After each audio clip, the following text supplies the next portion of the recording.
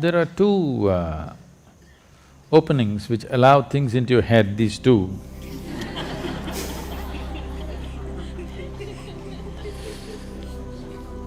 We can make Isha earplugs if you want. I didn't know there was demand for it. Our craft department can make Isha earplugs. Very organic, cotton ones, wooden ones, or just groundnuts, 2 groundnuts. High protein earplugs we can advertise. Now, what you call as attachment is a natural consequence of exclusiveness. The moment you choose between one and the other, getting tangled up with it is natural. See, we've already gone through this today. We accept both filth and fruit, but when it comes to eating, we choose the fruit. This is a choice we're making. When it comes to physical activity, we choose. But when we just sit here, where is the need to choose? For a specific activity, choices are made. But for the rest of the life, there is no need to make choices every moment of your life. Inclusiveness means this. Inclusiveness does not mean you have lost your discriminatory sense. You have your discriminatory sense. Your discriminatory sense is useful only for performing action, not for being here. For being here, you need not be discriminatory in any way. To be alive, if you discriminate, it will not work. But to act, you need discrimination, otherwise you cannot act sensibly. So this problem of getting attached or overly attached to one will naturally lead to another consequence of having deep aversion to many others. See, to balance your so-called love with one person, you will have to have deep aversion to a whole lot of people. You can't stand them. Please carefully watch and see, this is how it's working. Whether maybe those people with whom you have aversion, you may not notice it unless they happen to be around you. You have aversion, but because they never came near you, it's not felt. But if they happen to come here, you will feel it, because this balance is always happening. Now, your expectations about people, this is not just about people, this is everything. What is the source of all human misery on the planet? Life is not happening the way I think it should happen. Is there any other cause, I'm asking? Life is not happening the way I think it should happen.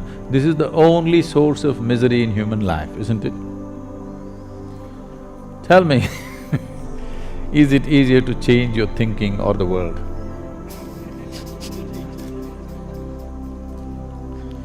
Changing your thinking is very easy, isn't it? And first of all, now, when what you think is so important for you, have you taken this faculty of thinking into your church? No, you're in a state of mental diarrhea. If everything that happens in your thoughts come true in your life, you're finished. Fortunately, they're not coming true. My blessing is, may your dreams not come true.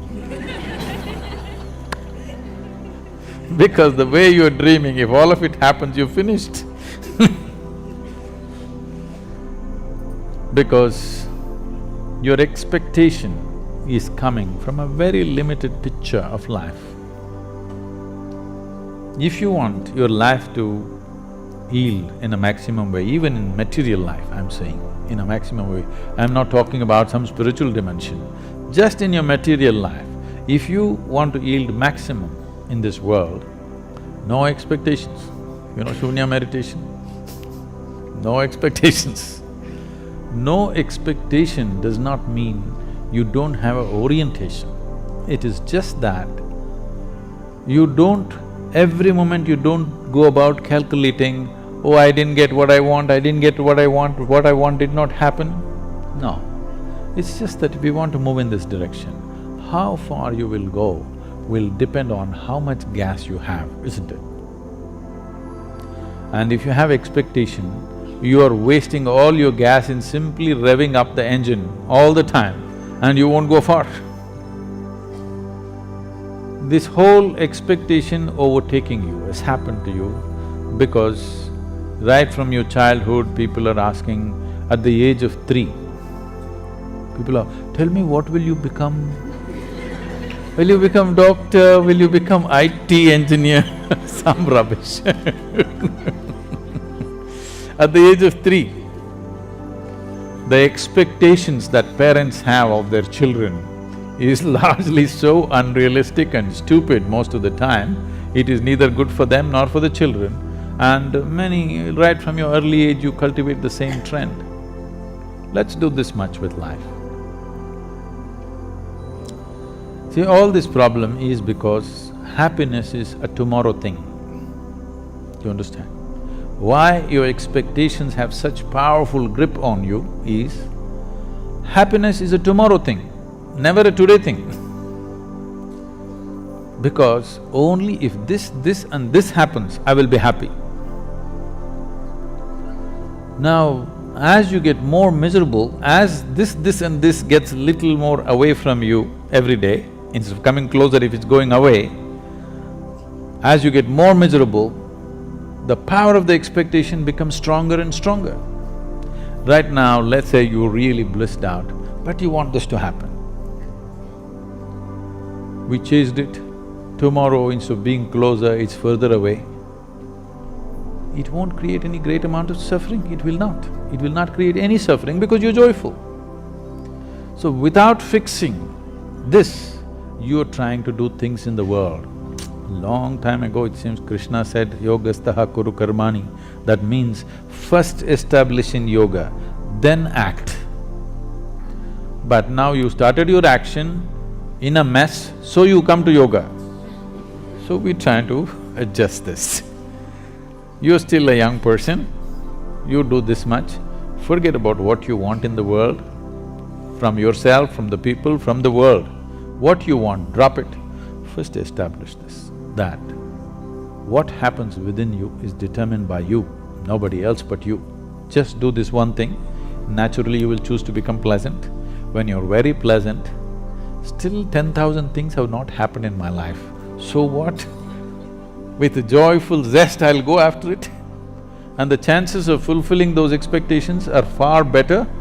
If they don't happen, who the hell cares anyway, because my experience of being here is wonderful whichever way. Without fixing the fundamental, we're trying to run away. We've not fixed this, but we are trying to take this somewhere. This is trouble. If you want to drive your car, you must see first it's properly fixed. 2 wheels are loose, it's on the jack. Now you try to drive, you know it's going to be a disaster. You're still a young person, there's no need for anything to happen in your life right now. This is a time to establish yourself. This is not a time to drive. If you drive before you fix the wheels, it's going to be painful and disastrous. Don't do that to yourself.